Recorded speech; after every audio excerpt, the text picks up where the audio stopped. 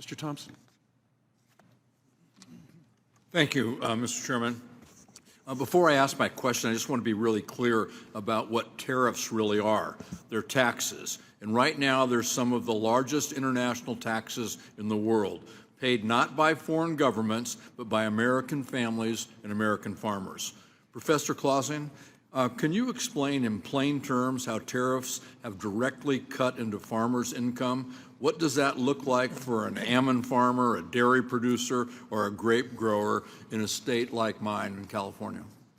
Yes, this is a huge issue for farmers, not just in California, but throughout the country. Farmers lose markets abroad when the U.S. puts on these high and reckless tariffs, and they lose markets for a couple of reasons. One, foreign governments retaliate, and two, former consumer sentiment can shift against the United States. We see this in the case of Canada, for instance, where people are less interested in buying American products. Farmers want to sell their products in world markets, and we have some of the most productive farmers in the world, but they're really facing this difficult dilemma of what to do when their markets have dried up. In the past, during the first Trump administration, bailouts were offered to the farmers, and farmers really would much rather sell their product, which is very competitive on world markets, than receive a check for the government. And this has effects not just on farmers, of course, but on the rural communities that surround them. And what happens in the grocery store? How does this impact the price of groceries?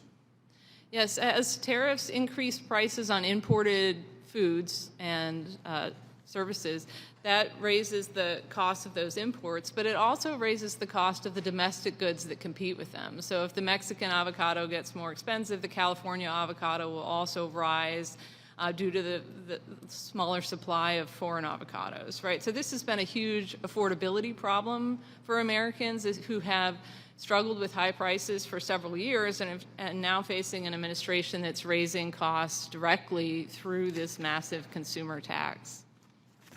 Thank you. We spend a lot of time in this committee talking about affordable housing, as we should. It's a real problem in everybody's districts.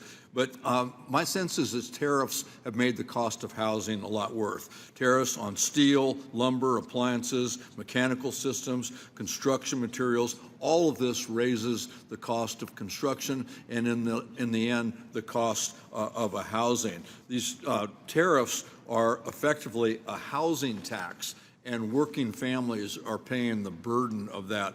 In communities like mine, we're already facing severe affordable housing shortages. How much harder does that shortage become when tariffs increase the cost of materials? Yes, so tariffs are affecting wood prices, they're affecting metals prices, they're affecting all of those equipment that you mentioned. So housing costs are a significant affordability issue for Americans, and it's been made worse by the tariff policies.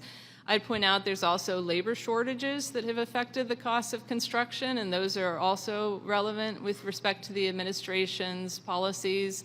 And we've seen healthcare costs rising steeply as well, which is to be expected given the big cuts in healthcare funding. And that's a big part of every good, is paying for the healthcare for workers. Thank you. You've done a good job, and I think we all already know that consumers have taken the brunt of the hit that the tariffs have levied. If the Supreme Court declares President Trump's tariffs unconstitutional and that refunds are owed, shouldn't the consumer really be the one getting the refund? Yeah, so the interesting thing about tariffs is it manages to hurt many Americans at once. It hurts U.S. businesses and it hurts U.S. consumers. And you're absolutely right that the U.S. consumers are bearing the brunt of these tariffs with higher costs, and they deserve refunds too. But one thing we should note is that businesses are also suffering. They've had to cut into their margins. They faced uncertainty too, right? So there's plenty of unhappiness to go around here, but you're absolutely right that the consumers deserve some relief here.